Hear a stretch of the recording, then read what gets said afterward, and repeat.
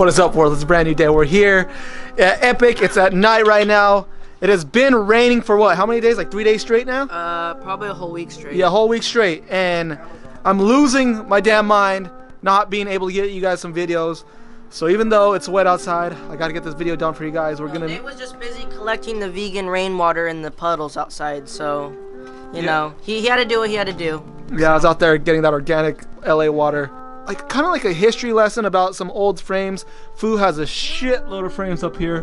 This is what we do after hour at Epic. We restore. This is acid in here. That's acid in the trash can. Yeah, it's stripping the rust off of this this GT Performer. What year is that? 94. This is the last year, if I'm correct, that GT made US made frame. And then after 94 they went to overseas. So this even though this is not like a super OG one, but it is a historic one because this was the very last of the US GT. Correct me if I'm wrong. If anybody knows more, then let me know. I could be wrong. Trash can full of acid. Hutch Pro Racer. So this one here, unlike that, this Hutch used to be made in the US by Profile. But this particular one was when Profile decided to not be US anymore and go overseas because it was cheaper, and that was the only way they could stay competitive with all the other brands like Mongoose and everybody else that went overseas. So this is a Taiwan Hutch Pro Racer, not the American made one that's made by Profile. At night's the only time that we get to do this because in the morning we are hustling the Stranger Nate Richter's Zia complete bike. There's a bunch of frames out here, so there's not any riding that can be done. So best thing to do is talk about bikes. Set of Mr. Matt Hoffman, a complete wheel set, customers restoring. Damn, look at that logo. Yeah, dude, 48 hole, dude. Damn, the OG. This is money right here, man. This is money. Look how mint this thing is. Jeez. So I gotta build this tomorrow, but yeah, dude. I mean, we got. Let's talk about the frames that kind of change things. Does it go? Is that the War Pig? No, actually, this is a pretty cool frame. It's almost a War Pig. So who's the War Pig belong to? Troy McMurray. Troy McMurray used to ride for S&M. Things were winding down for him, and he stopped riding for S&M, or S&M stopped supporting him. So Troy McMurray, just like every other pro, went out and started his own company, which was called Evolution Bikes. You know what's crazy? I should know this because I rode for Troy McMurray and I had this Evolution frame. You have it? I was on Evolution. This is what I remember. If anybody else out there could confirm, maybe Mr. Chris Moeller himself. When Troy McMurray did this, he used a similar chainstay as his War Pig. He uses the same squash tubing up here. So he was getting a lot of kind of like heat from Chris Moeller. So then he went and he dubbed the frame the Not Yours. So when people ask, hey, you know, is this Chris Moeller? Go, hey, dude, that's the War Pig. He's like, oh, this is not yours. That's the story I got. So if Chris Moeller is watching this, hey, comment, confirm it. Classic. This is classic. During that era. Yep. You know, the big dropout. You know how it loops like this is kind of act as a driver protector, free wheel protector. A lot of people would cut off their dropouts right here. Yeah, and the reason why they made the frame up like this is so when you feeble grind, you know, you're not smashing your chainstay. So it may loop up like that. I personally like that. Yeah. Some of you guys might think it's kind of goofy, but it's very functional. I think it's dope. I didn't notice that. Yeah, so they did that just for that because you imagine chainstay usually go here, so it gets smashed, and then your free wheel or your driver would get smashed. So the dropout, that's why all the dropouts are a little loop on the bottom. Is to protect it. It's a built-in guard. This is one of the first ones, the Coke cans they called it. Yeah, the soda can. Yeah, soda can. Yeah, but yeah, this frame, dude, I'm actually pretty honored to have one. Troy hit me up himself and he said he started a company if I want to support it. So obviously I support it. Everybody knows Corey Martinez, so come on, badass. But Corey Martinez, as you guys all know, Corey Martinez ride for United. Martinez, Federal.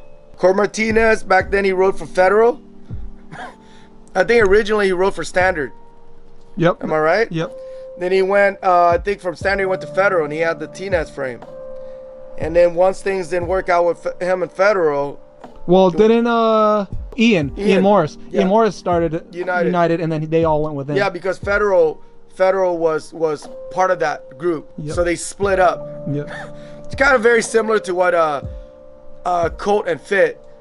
You know, when Robbo split up with Fit, you know, all of his loyal guys went with him and started Colt. Same thing with Corey Martinez. You know, he went with the United guys. So the Tinez. Like it has the crosses in there. I think that's when he was very. Is it? Oh yeah. He might be religious. I don't know. Yeah, very That's religious. dope. I always want to So Spanish bottom bracket. If you guys noticed, remember that GT was American bottom bracket. So the evolution of it is, then it went to the European bottom bracket where it thread in. Then European bottom bracket had a lot of issues because people are riding it and they're bashing it. So people are smashing up the European bottom bracket where it threads in, like some of these right here. So then you can't remove it anymore. And then the thread was getting beat up. It was just something really complicated for the riders. So they came out with a Spanish bottom bracket, and I think the Spanish bottom bracket was basically the same. It's similar size to the Euro, except no thread. It's just a bearing that pressed right into the frame. I think, ironically, it's the same time. I really don't know which came first, the chicken or the egg. I don't know which came first, the Spanish or the mid. I would say the Spanish came first, and then the mid came really shortly after that.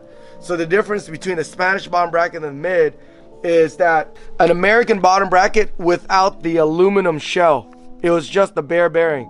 So just like the integrated headset, they machined the cup into the headset and they just placed the bearing. Mid bottom bracket and Spanish, they just machined the cup into the shell and they just pressed the bare bearing in. It makes sense, because why then would you have this aluminum cup pressed into the frame when you could just have the bearing? So what frame that kind of changed it was, do you have a Tiara, a Fly Tiara? Or even a Fly bike? You know what's crazy? Is that Fly just released the Tiara again. Yep. I don't know you know that. I didn't know that. They re-released the Fly Tiara. Because Kevin Porter is now back with Fly, which is pretty cool. So this is the Fly Tiara. I'm too short, dude. The dropout on the Evolution, European. Dropout on the mid is a little bit more evolved, it's smaller.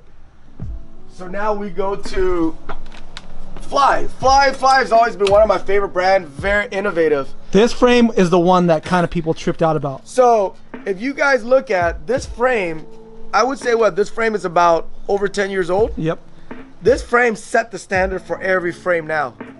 Steeper steer tube, short rear end, but shorter rear end, teeny tiny dropout. Yeah, like they got the investment dropout, and then you got the integrated chain tensioner. Way ahead of everybody. Removable. Look at this type of removable brake mount. It's not the regular screw-in one. You got an Allen key that sets it. I think Fly have a patent on this. And you look at this. Even the brake tab is angled, so you get better pull. I mean, this thing was full of innovation. Now I want you guys to notice this. Look at the seat posts. Look at the seat tube. This wasn't a mistake. Look how they welded it off to the back a little. Notice how it's not centered. It's not centered like this frame right behind you. See how it's centered? Yep. This is not centered. And the reason why they did that was this frame was actually a 27.5. But what Fly did was they said, if we weld the seat tube back a little, we give the rider more leg room, but we don't make the bike longer. So it's actually still stay the same way. They just move the seat post back, so you have that clearance from the seat and the head tube, so you could do, like, you know, stuff like can turn down, stuff like that. I mean, dude, this frame is ahead of its time. I mean, look at these brakes. Everything about it. It's still a good looking frame. This is 10 years old, and it's still ahead of everybody else. This frame, either people loved it or you hated it just because of this. Well, no, people hated it because it was ahead of its time. People didn't understand. You know, people are not very receptive to things that are like majorly different, even though it's still beneficial. Yeah. You know, like nose wheelies, shorter back end for manuals. I mean, it has it all. This is by far one of my favorite. This frame was a game changer frame, and I'm stoked to see that they re-release it. I don't even think this is the first version. I think this is the third version. Damn. Yeah, so the first version was still not that big of a change, but yeah, this thing's just sick. I don't think a lot of the viewer know, but some of the older guy know. Like Superstar, you know, they did. Look at this chainstay. Look how long this back end is. No, actually it isn't. It looks long. It looks long because everything's so narrow. Look at that dropout. One grind, you're done. Yeah, one grind. This is a dirt jumper, bro. No, it's a park. No pegs. But look at the chainstay. This is what they call a D stay because it's got a D-shaped chainstay. Bulldog bikes had a whole square back end. Yeah, but this is stronger because you got this side that's round, this side square. Really innovative. I really like that. It got integrated C-clamp. And why do people start doing that? Because it started cracking. It started cracking, and then you lose that, and you're done. Yeah, you're done. I don't know why they use grip tape as their logo. What the fuck? Yeah, I'm like, what, tail whips? I don't know. Oh, you know, all you park guys, maybe you guys go, hey, this is a great idea. You know, I kind of feel kind of dumb right now because I know a lot of my BMX history, but Scavenger, because it was a truly an underground brand. It was a group of the Animal guys. And since Animal only made parts, and a lot of the Animal guys were losing their sponsors, losing their frame sponsors, and so they just decided to group together and start Scavenger, which is the frame company, not necessarily owned by Animal, but it was part of the Animal group. So now the guys that ride for Animal will have a frame and parts. This was the bridge. Yep. Hence the bridge. This is Edwin. Is this Edwin's? Yeah, I believe so. Yep. Because they had one, and then what was the other one? It was Edwin's and Vinny's. Well, what was the bridge? What was the brace on the Vinny? It was something else. It was a different picture. Yeah. Somebody. Yeah, I forget. Comment in. Which, I should know. I know. That's what I'm American? saying. Huh? Is it American too? This was mid. Oh, mid. This had jumped up to mid, and look how small the dropout. Look how short, just barely enough. But it still had this little piece down here to protect the driver. So anytime you guys see an old frame that has a little bump down here, you wonder why. It's to protect the driver. But like I said, Scavenger, look at that tapered seat stay and chain stay. It was an advanced frame. I don't know if you guys noticed also. There's no seat clamp. There's no seat clamp. There's no internal. But look, it's stuck because during this time. Oh, you had the seat. Yeah, it was a wedge. Yeah. It was a wedge style seat post. You tighten it up in there, and there's a wedge in here that locks it in internally. So for these guys, they made it even cleaner, and you could slam it even lower. I still like that idea. Yeah. Just have fun. Here, let's show you guys this, okay? So all those old frames. So you want to know what the handlebar they used to ride on? This is the Reuben T1 bar. This is what everybody rode on back then. Look at this. This is the holder. Yeah, guys, believe it or not, Reuben Alcantara used to ride on these. Everybody rode on this. Those are considered big. Oh yeah. What is this? This is like 7? Yeah, those are probably considered big. Look at the back sweep in this. This was a game changer. The S3, integrated, mid. Smaller dropout. The bike this thing weighs under 5 pounds. I think this is like 4 pounds. This went down in history as one of the best selling BMX frame. The S3.5 did even better. So Aiken during that time like wasn't just the best rider, but he had the best design frame, and this was it. This frame is what almost every frame now has followed. So this frame came after the Tierra. Remember, the Tierra was ahead of its time, but the rear of the Tierra, the angle and all that, people weren't used to. But the Tierra still had these Spanish bottom bracket. So this came right after the Tierra, and they did a mid, integrated, butted tubings, lightweight, small dropout. Now every frame's like built like this, but in the Tierra geometry. But this one was a game changer. Robbo saw this, and Robbo was like, he wanted it. For all you Fit guys, this is the Fit Series 1. This is the oldest frame I have here. I think this frame we stocked when we first opened. How old? In about around 2000. You got the basic Preston headset, American bottom bracket, big dropouts, you know, wishbone stays, real long rear end.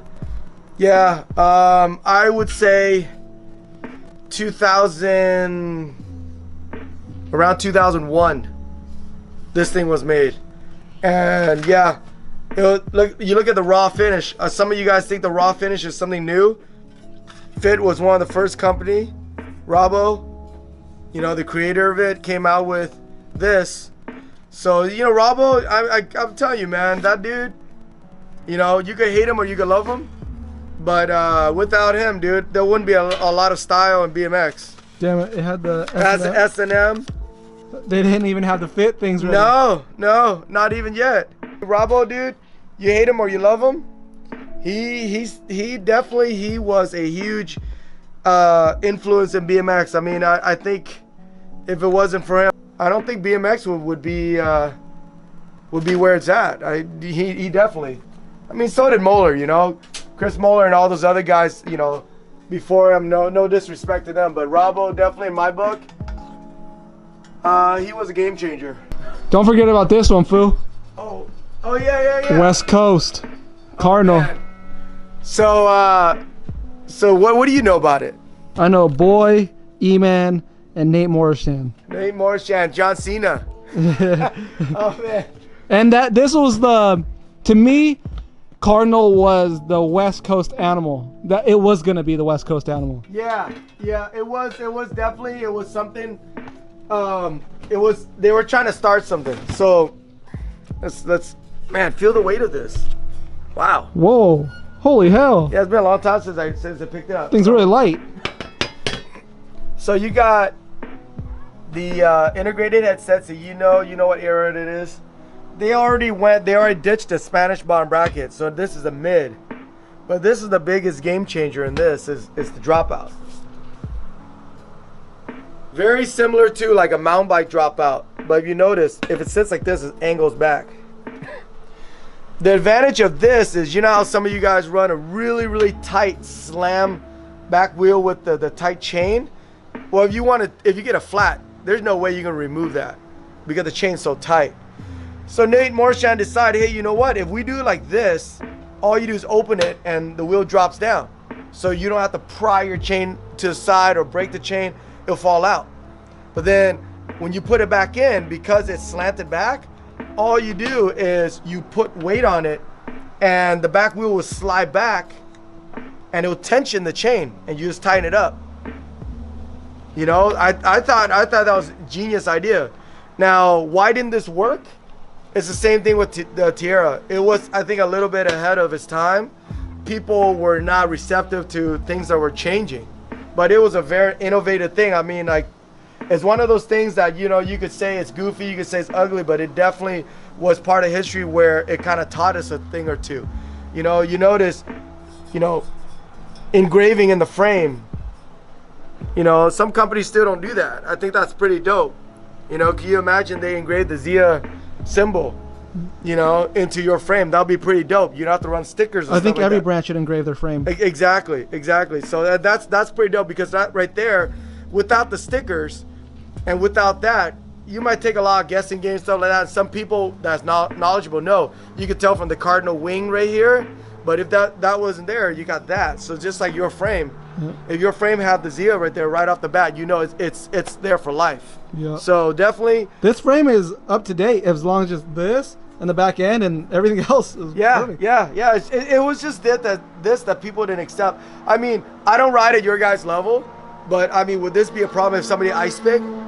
If they were doing ice pick ground, people are saying he'd get hung up. Yeah, it could be it. I mean, I don't know, but it definitely, this is one of those big history changing things.